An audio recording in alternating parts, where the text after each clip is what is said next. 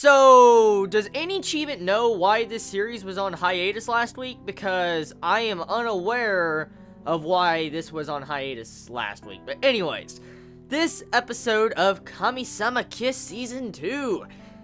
I love the vibes this series gives me.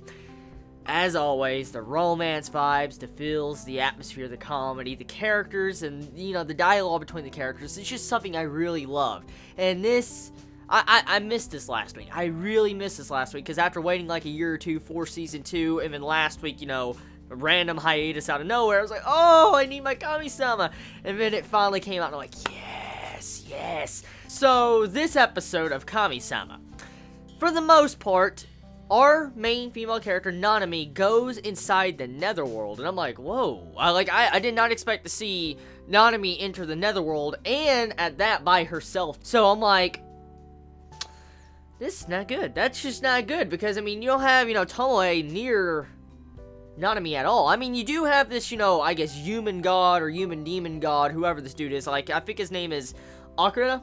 I think that's how you pronounce his name, or what his name exactly is. Because this dude with the black hair, the actual character that's traveling with Nanami in the Netherworld, it's kind of obvious already that that dude was the one that's connected with Tomoe in the past. For instance, that one dude that's killing everybody in the store, it's really obvious that's the same dude, except he got punished and lost his body and stuff like that. So, most likely, this dude, Akira, has some form of beef with Tomoe, and most likely is going to have beef with Nanami because of whatever happened in the past. So I wonder what's going to happen when she finally realizes the connection between this dude and Tomoe. Now, in this entire Netherworld, it's kind of obvious what is most likely going to go down. With this entire event, that dude is going to get his body back, because he stated in this episode he wants to get his body back. And so, he's probably going to go in the Netherworld, get his body back because of Nanami, and I already sense it. I sense it already. This dude is going to be a future love rival to Tomoe, because Tomoe and this dude has, like, a relationship in the past. This dude slaughtered innocent women, pretty much, and he technically didn't care about life. I'm willing to bet that Nanami is going to change him as a character to where he will actually, you know, respect Nanami and love her and try to steal her away from Tomoe. I'm willing to bet something like that's going to happen. But nonetheless, the episode, the structure of it was really nice. I like the structure of it. It didn't feel too fast-paced. It felt like it was a proper-paced episode. Now, as you all know, I'm an anime-only watcher, so I'm unaware if this is following the manga correctly or not. But from my perspective as an anime-only, it seems like it's being paced properly. It doesn't feel too fast, doesn't feel too slow, and it feels like all the execution of the characters are done properly. So, here's the thing.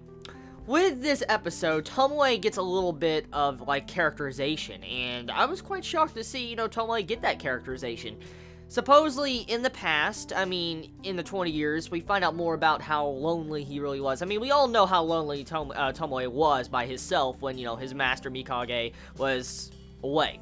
In this, we also find out he visited the bar constantly in the 20 years, like he was by himself. Like, in that entire time span he was by himself, he constantly visited this bar, and he always, you know, said, like, he doesn't want to go back to the shrine at all. He doesn't want to go back. He doesn't want to go back, and he was always upset.